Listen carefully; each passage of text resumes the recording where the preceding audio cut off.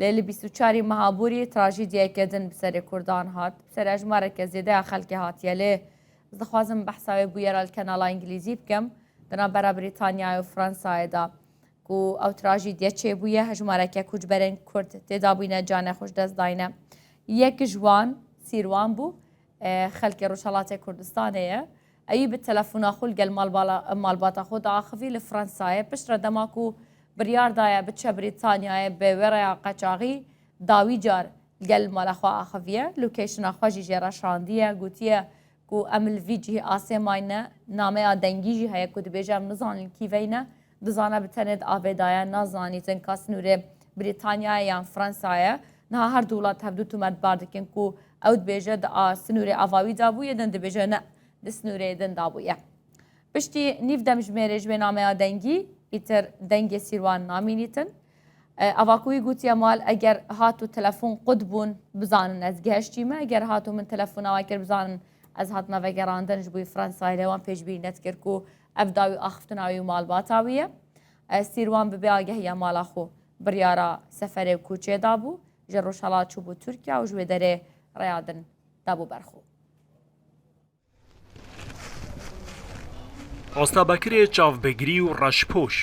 ji bajarê serdešta Rojhilatê Kurdistanê ve li cihekî dûr difikire û Kurdîgirî kezebawî şewitiye. Sîrwanê ku rêviyê 23 salî li gel wan koçberan bû ku serê sibeha roja 25 Novemberê belema wan li kanala Englîz bin av bû. Herî dawî şeva 24 mehê wî guh li dengê ku rêxwe bûye. Hereva bû 2 heftan li Tirkiyeyê bû. Paş 2 heftan roj lê کە ڕۆژ گەیشتە فەڕەنسای لە فەڕەنساش تقریبان ماوەیەکی زۆر مایەوە لەوێ تقریبان 2 مانگونی و مایەوە لەوێ جا لێشرا ڕۆیش بەس بۆ خۆی گوشی پێ نەمابوو لە فەڕەنسای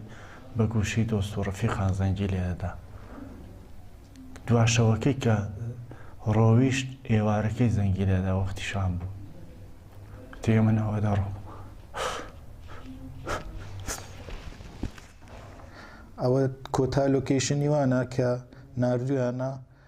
شاکاری هەواڵی سیروان داویجار ئەو لۆکیشن ji بۆ هۆستا بەکر شاندیە پەبینامەیەکە دەنگی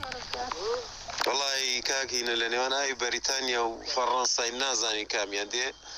ئەگەر دەنگمان نەما موبایلشتم پشتی نیو دەمژمێرێ ئێدی لەسەر هێل نەمایە کوتی هەر وەختێک کە زەنگم بۆ لێدا مانای ئەوەیە گەڕاوینەوە ئەگەر زەنگم لێ نەدایەوە لە خەت نەمام مانای ئەوەیە پەڕیوینەوە 6:45 دقە بوو هەر لە خەت بوو دوای 6:45 دقەی بەیانی لە خەت نەما ئەمیش وام زانی پەڕینەوە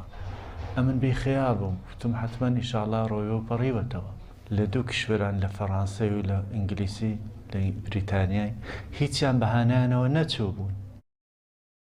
ئەڤۆدەیە سیروانە کەلوپەلێن ویەن تایبەت هەر لەسەر جهەی خۆمانە جلوبەرگێن وێژی هەر لە پشت دەری هەڵاوێستینە وێنێ ڕەش و سپیە دەستکێشایی لە کێلەکە شەو و نەینووکاوینە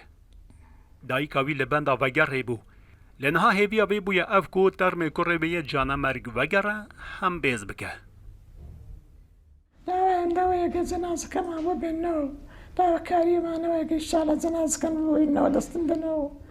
تازە هەرچی خودای بەمەکردەوە بە زیادێ چ بکەم هیچ دەستەڵاتێکمان نییە شتێکمان لە دەست نایە ئەمەوەی جەنازەکەمەوە بێنەوە سەر دەشتێ